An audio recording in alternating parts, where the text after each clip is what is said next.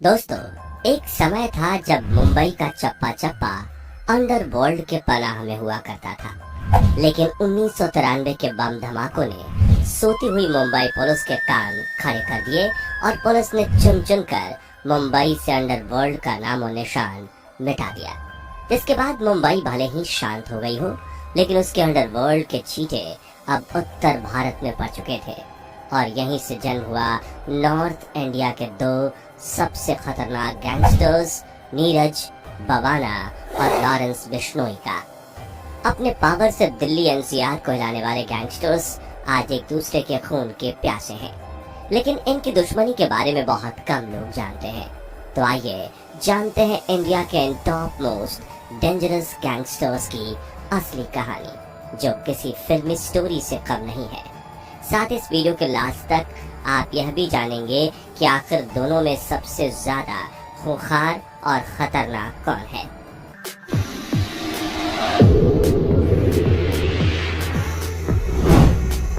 दोस्तों, 5 अगस्त 1988 को दिल्ली के उत्तर पश्चिम जिले में जन्मा नीरज शेरावत बचपन से ही बदमाशी का शौक रखता था। नीरज के पिता प्रेम सिंह शेरावत एक डीटीडीसी बस कंडक्टर थे और अपने बेटे को पुलिस बनाना चाहते थे, लेकिन नीरज को तब तक पावर का चस्का लग चुका था। छोटी सी उम्र में ही मार पिटाई और गुंडागर्दी का शौक रखने वाले नीरज शेरावत 18 साल की उम्र तक अफीम का आदी हो चुका था। रंगदारी, लूट और अपहरण में उसके नाम आने शुरू हो गए थे, लेकिन जब हाफ मर्डर में उसका नाम दिल्ली पुलिस की लिस्ट में आया तो नीरज घर से फरार हो गया और बवाना गांव का होने की वजह से नीरज शेरावत ने अपना नाम बदलकर नीरज बवाना रख लिया। इधर पुलिस नीरज को बवाना गांव में खोज रही थी, लेकिन तब तक नीरज दिल्ली के कुख्यात अपराधियों के संपर्क में आ चुका था। अब जमीन कब्जा, लूट और गैर कानूनी हथियारों का सौदा नीरज बवाना का मुख्य उद्देश्य और पेशा बन चुका था। वो दिल्ली के बड़े बड़े लोगों को धमकाकर पैसे वसूलने लगा। इसी बीच नीरज बवाना की टक्कर दिल्ली के एक दूसरे गैंग से हुई, जो उन दिनों उसी की तरह दिल्ली एनसीआर में काफी एक्टिव हो रही थी, और उस गैंग का नाम था लॉरेंस बिश्नोई गैंग। 22 फरवरी 1992 को पंजाब के फजलका में एक पुलिस कांस्टेबल के घर जन्मे लॉरेंस बिश्नोई ने बस एक गलती की वजह से जुर्म की राह पकड़ ली। दरअसल बात तब की है जब फजलका से अपनी पढ़ाई पूरी करने के बाद लॉरेंस ने चंडीगढ़ के डीएवी कॉलेज में एडमिशन लिया, जहां उसने चुनाव लड़ने के लिए एक संगठन बनाया जिसका नाम student organisation of Punjab university था। इसके बाद उसने छात्र संघ का चुनाव लड़ा और हार गया।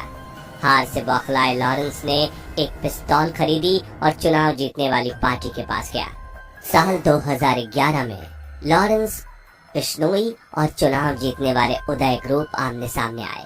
इस दौरान लॉरेंस ने फायरिंग कर दी और मामला पुलिस तक पहुंच गया, जहां उस पर पहला केस दर्ज हुआ। इसके बाद लॉरेंस ने उदय ग्रुप को सबक सिखाने के लिए एक बड़े गैंगस्टर से हाथ मिला लिया, जिसका नाम था जग्गू भगवानपुरी। जग्गू भगवानपुरी नाम का वह कुख्यात गैंगस्टर लॉरेंस का गुरु बन गया। इसके बाद जग्गू ने लॉरेंस को जुर्म की दुनिया के सारे पैंतरे सिखाए और लॉरेंस बिश्नोई नॉर्थ के क्राइम वर्ल्ड का जाना माना नाम बन गया। लेकिन तब तक नीरज बवाना भी नॉर्थ में काफी पॉपुलर हो रहा था और जल्द ही दोनों गैंग आपस में टकराने वाले थे।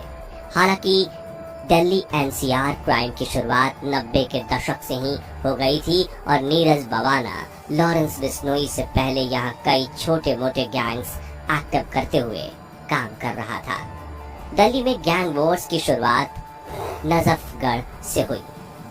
1992, 1998, 2002 और 2012 में यहाँ जमकर खून खराबा हुआ। साल 2013 आते आते दिल्ली में बढ़ते क्राइम के ग्राफ ने दिल्ली पुलिस की नींदें उड़ा दी और दिल्ली में हो रही क्रिमिनल एक्टिविटी का मास्टरमाइंड था सुरेंद्र मलिक और नीतू डबोडिया। नीरज बवाना ने अपने क्राइम की शुरुआत इसी के अंडर की थी। नीरज बवाना एक समय पर डबोडिया का खास गुर्गा हुआ करता था। दबोडिया जेल जाता तो नीरज उसके लिए वसूली किया करता था। बाद में महत्वाकांक्षा बढ़ी तो नीरज ने दबोडिया को पैसा देना बंद कर दिया और अपना अलग गैंग बना लिया। इस बात से गुस्साए दबोडिया ने नीरज के करीबी अजय और सोनू दादा की हत्या करवा दी। इसके बाद दबोडिया और बवाना गैंग में गैंग वॉर शुरू हो गई। दिल्ली की सड़कें खून से लाल हो गईं और साल 2013 में दिल्ली पुलिस की स्पेशल सेल ने एक एनकाउंटर में दबोडिया को मार गिराया। जिसके बाद विक्रम उर्फ पारस गोल्डी ने दबोडिया गैंग को संभाला और उसने नीरज बवाना से लड़ाई जारी रखी। इस तरह अपराध का काला अध्याय नीरज की कुंडली से जुड़ता रहा। हत्या की साजिश, एक्सटॉर्शन, जमीनी कब्जा और अवैध हथियारों की तस्करी समेत बवाना पर 50 से ज्यादा केस दर्ज हो चुके थे। वहीं दूसरी ओर लॉरेंस बिश्नोई जग्गू भगवानपुरी से हाथ मिलाकर क्राइम वर्ल्ड में धीरे धीरे बढ़ रहा था। जग्गू भगवानपुरी भगवानपुर का रहने वाला था, जिसकी गिनती देश के अमीर गैंगस्टर्स में होती थी। अपने पावर से पंजाब की पॉलिटिक्स को प्रभावित करने वाला जग्गू भगवानपुरी विदेशों तक पहुंच रखता था, लेकिन पंजाब पुलिस की कार्रवाई के दौरान जग्गू भगवानपुरी को गिरफ्तार कर लिया गया और उसके वहां से पूरे 2 करोड़ के हथियार बरामद हुए। जग्गू को दिल्ली के तिहाड़ जेल में बंद किया गया, जिसके बाद जग्गू ने लॉरेंस बिश्नोई को क्राइम जगत की हर बारीकियां सिखा दी थी और अब लॉरेंस जग्गू का काम संभालने लगा। इसके बाद लॉरेंस कुछ दूसरे गैंगस्टर्स से जुड़ा और बहुत जल्द ही उसने अपने पावर से पैसे बनाने शुरू कर दिए। लॉरेंस बिश्नोई ने एक्सटॉर्शन को अपना मेन धंधा बनाया, जिसमें नेटवर्क को उसने सबसे पहले नॉर्थ इंडिया में फैलाया और धीरे धीरे उसने पूरे इंडिया समेत कनाडा तक अपने बिजनेस को सेट किया। इस बीच Lawrence Bishnoi Canada based gangster Satinder Singh और गोल्डी बरार के संपर्क में आया और यहीं से शुरू हुई नीरज बवाना और लॉरेंस बिश्नोई की दुश्मनी की कहानी। 5 साल 2012 की है, जब नरेला के एमएलए सत्येंद्र राणा से 50 लाख का एक्सटॉर्शन मांगने के जुर्म में नीरज बवाना को गिरफ्तार कर लिया गया, लेकिन बहुत ही जल्द नीरज बवाना पुलिस को चकमा देकर भाग गया। साल 2014 में नीरज ने अपने करीबी सोनू दादा की हत्या में शामिल संदीप तातेसर की हत्या कर दी। इसके बाद रानी बाग इलाके में नीरज के साथियों ने दबोडिया गैंग के प्रदीप, दाहिया और अनिल को भी मार डाला। दबोडिया का साथी आशु हलालपुरी भी इसी गिरोह के हाथों मारा गया और इस काम के लिए उसने अपने गिरोह के 10 लोगों को भेजा भी था। ये लोग अदालत परिसर में दाखिल भी हो गए, लेकिन पुलिस ने उन्हें पकड़ लिया। दिसंबर 2014 में बवाना का साथी अमित वोहरा देहरादून जेल में बंद था। यह हत्या के आरोप में बागपत कोर्ट में उसकी सुनवाई होनी थी। इसी पेशी के लिए उसे देहरादून जेल से बागपत कोर्ट पुलिस कस्टडी में लाया जा रहा था। इसी दौरान रास्ते में करीब 10 से 12 बवाना गैंग के लड़के एक एसयूवी में सवार होकर आए और पुलिस के ऊपर मिर्ची स्प्रे व गोलीबारी कर अमित वोहरा को भगा ले गए। जाते जाते वो पुलिस टीम से 2 AK-47 भी लूट कर ले गए। इसके बाद दिल्ली पुलिस ने नीरज बवाना और उसके गैंग को पकड़ने के लिए दिल्ली और दूसरे कई राज्यों में ऑपरेशंस चलाए, जिसके तहत उसके 35 साथियों को गिरफ्तार भी कर लिया गया, लेकिन नीरज बवाना को पुलिस नहीं पकड़ पाई।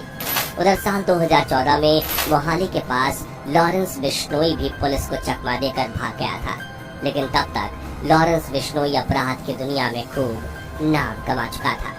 हत्या की कोशिश, हमला, जबरन वसूली और डकैती सहित 50 से अधिक मामले उसके नाम दर्ज हो चुके थे। लेकिन साल 2016 में लॉरेंस बिश्नोई पकड़ा गया, जहां पहले उसे राजस्थान की जेल में बंद रखा गया और बाद में उसे तिहाड़ जेल में शिफ्ट कर दिया गया। लेकिन जेल में रहकर भी लॉरेंस के अपराध करने में कोई कमी नहीं आई। आज भी कई शहरों में उसके शार्प शूटर तैनात रहते हैं, जो बस इशारा होने पर काम को अंजाम देते हैं। लॉरेंस ने जेल में रहते हुए साल 2017 में सिकार के पूर्व सरपंच सरदार राव की हत्या करवा दी थी। उसके बाद लॉरेंस ने जोधपुर में अपना दबदबा बनाने के लिए कारोबारी वासुदेव इसरानी को भी मरवाया था। लॉरेंस न सिर्फ दिखने में स्मार्ट गैंगस्टर है, बल्कि वो जेल में रहकर स्मार्ट तरीके से फोन चलाने में माहिर है। साल 2015 में पंजाब पुलिस उसे कोर्ट में पेशी के लिए ले जा रही थी। उसी दौरान लॉरेंस वहां से भागकर नेपाल चला गया और वहां से आधुनिक हथियार लेकर लौटा, लेकिन उसके तुरंत बाद पुलिस ने उसे फिर से पकड़ लिया। आज भले ही वो पुलिस के गिरफ्त में क्यों ना हो, पर उसे गैंग चलाने और कत्ल करने से कोई रोक नहीं सकता। वो फोन के जरिए ही सारी चीजें अंजाम देता है। व्हाट्सएप के जरिए सुपारी लेता है, जेल में जिम करता है और उसकी फोटो फेसबुक पर अपलोड करता है। उधर दूसरी ओर नीरज बवाना अपने साथी राहुल काला के साथ मिलकर उनके रास्ते में ही उसे मार डाला, लेकिन वो पुलिस से ना बच सका। आपराधिक मामलों का पूरा एक शतक मार चुका गैंगस्टर नीरज बवाना फिलहाल तिहाड़ जेल में है और कहते हैं कि वो अपना गिरोह वहीं बैठकर चलाता है। जेल में रहते हुए ही नीरज बवाना की मुलाकात टिल्लू ताजपुरिया नाम के एक दूसरे गैंगस्टर से हुई। टिल्लू बवाना गैंग ने ही 2021 में रोहिणी कोर्ट में घुसकर बोगी बदमाश को मारा था। तिहाड़ जेल में रहते हुए नीरज बवाना दाऊद के करीबी फजल और रहमान से मिला और फजल ने ही नीरज को जेल में रहकर क्राइम ऑपरेट करने का तरीका बताया। यही नहीं, नीरज बवाना डी कंपनी के भी संपर्क में था, क्योंकि मुंबई से क्राइम हट जाने के बाद अब दाऊद नॉर्थ से ऑपरेट किया करता था। हालांकि अब तक नीरज बवाना और लॉरेंस बिश्नोई के रास्ते अलग अलग थे, लेकिन इनके टकराव की शुरुआत तब हुई जब नीरज बवाना बाम्बिया गैंग से जुड़ा। कहते हैं सिद्धू मूसेवाला बाम्बिया गैंग से संबंध रखता था और सिद्धू मूसेवाला को मरवाने में लॉरेंस बिश्नोई गोल्डी बरार का सहयोगी था। इसी बात को लेकर नीरज बवाना और लॉरेंस बिश्नोई में ठन गई और उसने लॉरेंस बिश्नोई को मारने की धमकी दे दी। इसलिए वर्तमान में दोनों को तिहाड़ जेल के 2 अलग अलग हाई सिक्योरिटी बैरक में रखा गया है। अब इस मामले में कौन किस पर भारी पड़ता है, ये तो आने वाला समय ही बताएगा। बाकी आप अपने विचार कमेंट करके जरूर बता दीजिए, दोनों में सबसे ज्यादा खतरनाक कौन है और किसका गैंग बड़ा है। साथ ही अगर आपको ये वीडियो अच्छा लगा हो तो प्लीज वीडियो को लाइक और चैनल को जरूर सब्सक्राइब कीजिएगा।